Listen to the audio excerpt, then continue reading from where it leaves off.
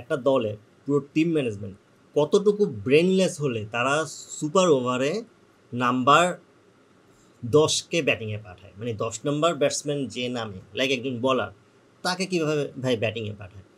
সাকলাইন যথেষ্ট ভালো খেলছে, সে ম্যাচটা সুপার ওভার পর্যন্ত নিচ্ছে, এটা অনেকটা বেশি পাওনা ছিল, যেটা তার করার কথা ছিল না।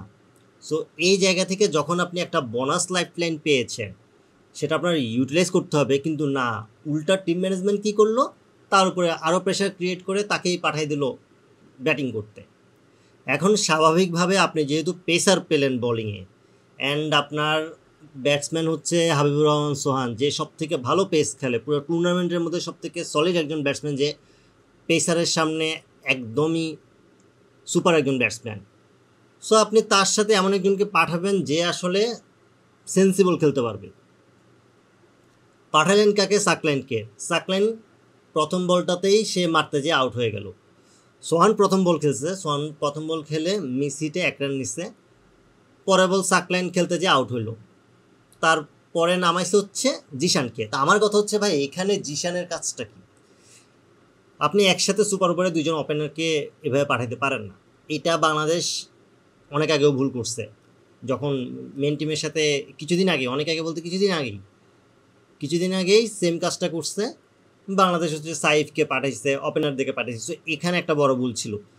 এই জায়গাতে জিশানের আসলে আমি কোনো কাজ দেখতেছি না। জিশানের জায়গায় আপনি অন্য যে কেউকে পাঠাতে পারতেন, যে কোনো ব্যাটসম্যানকে পাঠাতে পারতেন। জিশান কি করলো? প্রথম বলটাতে ওয়াইড রান সহ 4 হলো, 5টা রান বোনাস পাইছে, 2 বলে 6 রান। জিশান সিম্পলি এই বলটাতে একটা সিঙ্গেল নিয়ে সোহানকে দিলে আরও 3টা বল থাকে।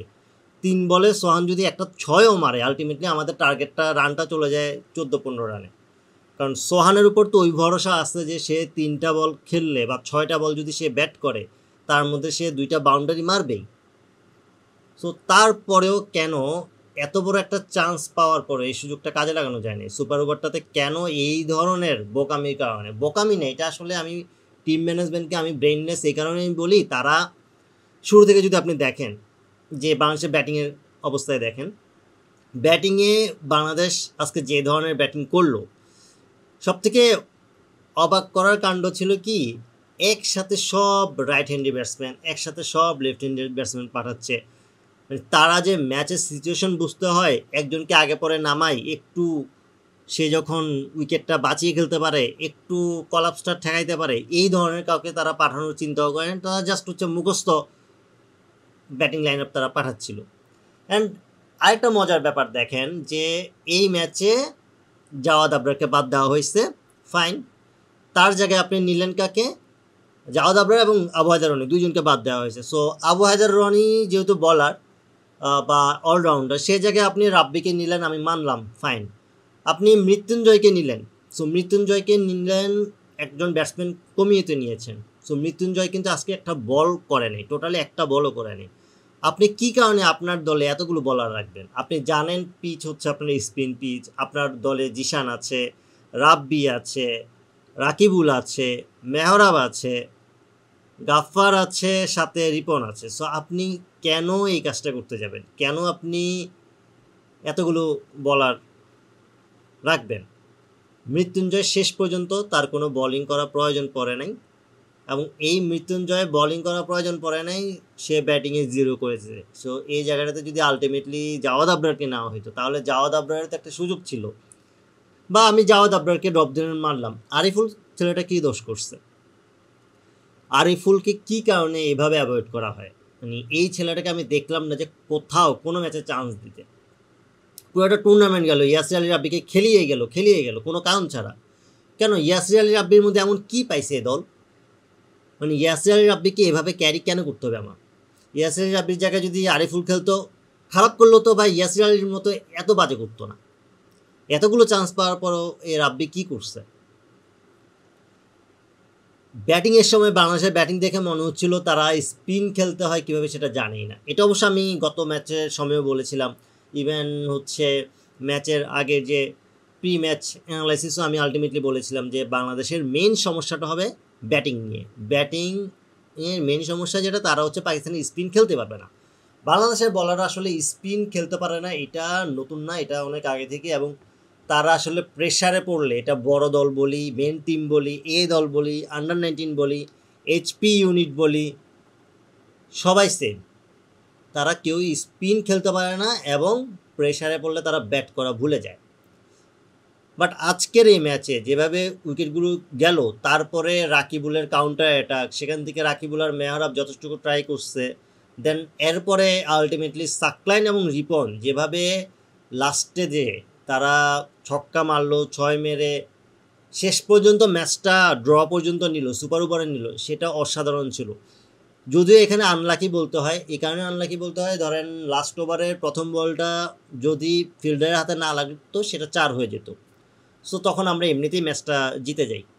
বা লাস্টের প্রথম 3টা বল যেভাবে তারা ফুল লেন্থে বল করেছে, কিন্তু শেষ 3টা বল আলটিমেটলি তারা একটু কোমরের উপরে বা বুক সমান এই লেন্থে বলটা রেখেছে। সো এখানে যে ব্যাপারটা হচ্ছে কি, ব্যাটসম্যানদের আসলে ধরেন লেন্থের ব্যাপারটা আপনি তখন বিচার করবেন যখন পিওর ব্যাটসম্যান ব্যাটিং করবে। যখন বলাররা ব্যাটিং করে তাদেরকে আসলে আপনি ওই গুড লেন্থে বল করা বা ব্যাকআপ হ্যান্ডের স্লোয়ার বল করা এইসব দিয়ে আপনি জাজ করতে পারবেন না। কারণ হচ্ছে বলাররা যখন ব্যাট করে তাদের আসলে যখন হিট করতে যায় তাদেরকে আপনি যতই সলিড বল দিতে যান তারা হিট করবেই। সো এটা লাকিলি অনেকেই সাকসেসফুল হয়ে যায়। যেমন আমি যদি এখানে শাহিন শাহ আফ্রিদির কথা বলি, দেখবেন শাহিন শাহ আফ্রিদি যেদিন হিট করতে যায় তাকে আপনি যে বলই দেন সে সব বলে মারে। সো এখান থেকে আসলে খুব একটা বলারদের কিছু করা থাকে না। বাট তারপরেও পাকিস্তানের বলার যথেষ্ট ভালো বল করছে। সে প্রথম ওভার লাস্ট ওভারে সে লাস্টের 3টা বল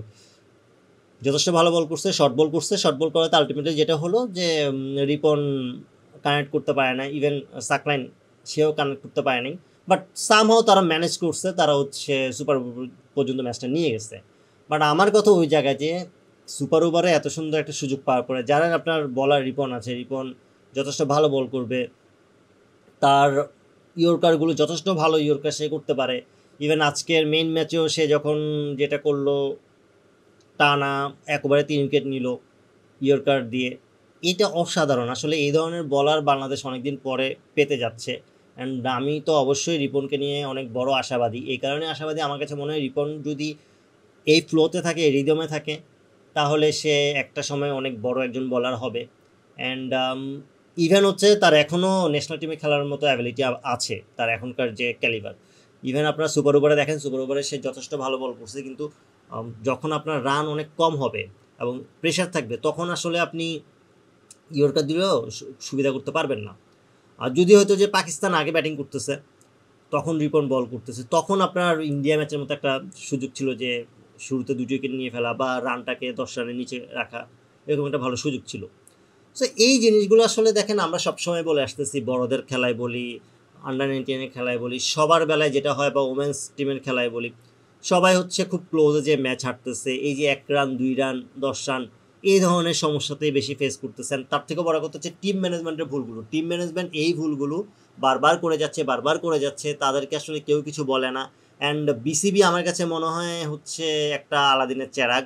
কারণ বিসিবিতে যখন সবাই শোনে যে 1300 কোটি টাকা আছে, সো ওখানে যারাই যায় তারা আলটিমেটলি এই টাকার কাছে নিজেদের সব কিছু বিলিয়ে দেয়। তারা ওই টাকা দেখে মাথা ঠিক রাখতে পারে না, দ্যাটস ওয়াই তারা ওইটার পিছনেই দৌড়ায়। কীভাবে টাকা নিজেদের পকেটে নেওয়া যায় বা নিজেদের ফায়দা তোলা যায়, তারা ওইটাই চিন্তা করে। এটা আমার একান্তই আমার মত, এবং আমার কাছে মনে হয় এমনই হয়। কারণ দিন শেষে দেখেন, আমরা সবসময় পাপনের আমলের কথা বলি বা আগের বোর্ডের কথা বলি যে তারা অনেক দুর্নীতি করছে এই সেই, কিন্তু দেখেন দিন শেষে কিছু চেঞ্জ হয়েছে? চেঞ্জ হয় নাই। দিন শেষে সেম প্যাটার্নের জিনিসই চলতেছে। মাঠের খেলায় আপনার বুঝলাম যে প্লেয়াররা এক্সিকিউট করতে পারতেছে না, বাট টিম ম্যানেজমেন্ট এই ধরনের ভুল কেন করে? টিম ম্যানেজমেন্ট কী কারণে অঙ্কনকে তারা হচ্ছে এত বাজে পারফরমেন্সের পরেও আবার তাকে টি-20 দলে রাখে, মেন টিমে কীভাবে, ন্যাশনাল টিমে কীভাবে রাখে নির্বাচকরা? সেটা অবশ্যই একটা কোয়েশ্চেন থাকে। তারপরে এই যে ইয়াসির রাব্বিকে এতদিন ধরে ক্যারি করতেছে, কেন ক্যারি করতেছে? আপনি আবু হায়দার রনিকে এই ম্যাচে নেবেন না, ঠিক আছে, তো আবু হায়দার রনিকে নেবেন না, তার জায়গায় মৃত্যুঞ্জয়কে একটা ম্যাচ খেলায় ফেললেন এবং সেখানে তাকে বল দিলেন না, সে ব্যাটিংয়ে এসে প্রথমে আউট হয়ে গেল। মানে এটা তো আপনারা ফাইজলামি পাইছেন, লিটারালি ফাইজলামি। সো এই ধরনের জিনিস আসলে চলতে থাকলে বাংলাদেশের ক্রিকেট কখনোই চেঞ্জ হবে না।